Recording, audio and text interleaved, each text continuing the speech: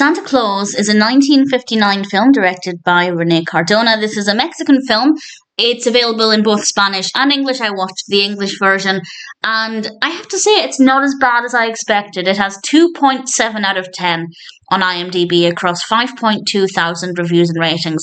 And I'm not going to say it's amazing. I'm not even going to say it's great, but I don't think it's terrible. But I think that's largely because it was really cheesy in a fun way. And at times, yeah, it was bad, but in a fun way. It's one of those films that's maybe not horrendous, but bad enough that it can be enjoyed for being bad. And I will say it's about an hour and a half, and I'd say the first half an hour was actually pretty poor.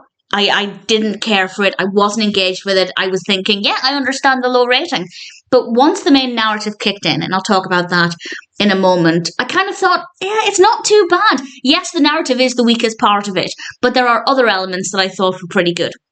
The film is it's about Santa Claus and Merlin and the devil. So there's quite a lot going on there. And basically the devil is trying to turn everybody against Santa Claus and destroy Christmas, and Santa Claus has to try and stop this from happening.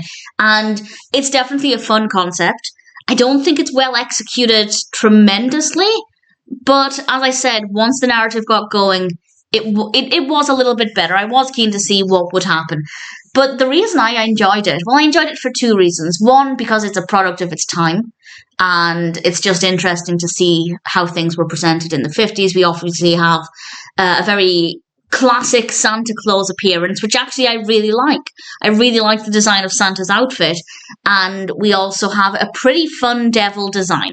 It's a very classic all-red figure with horns, and very simple, very basic, but very effective as well.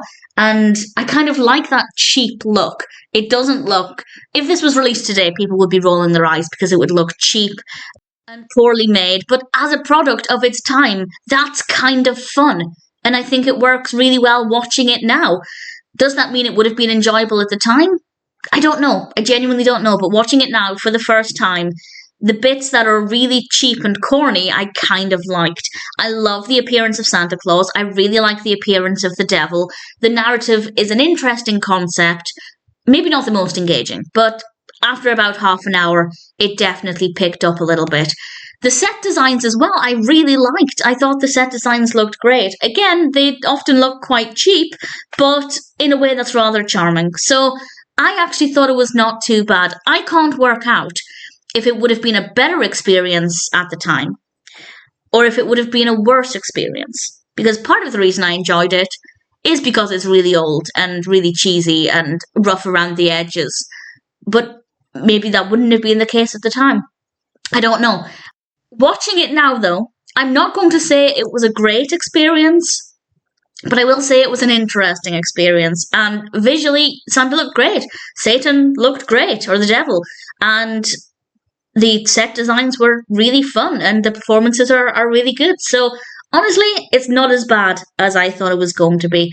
And while I'm not going to say I thoroughly enjoyed it, there were enough elements in this that I found it interesting. If you're looking for something that's easy to watch, a little bit different, and certainly a fun look at the late 50s, then it's good fun, don't take it too seriously, and it could be a pretty decent experience.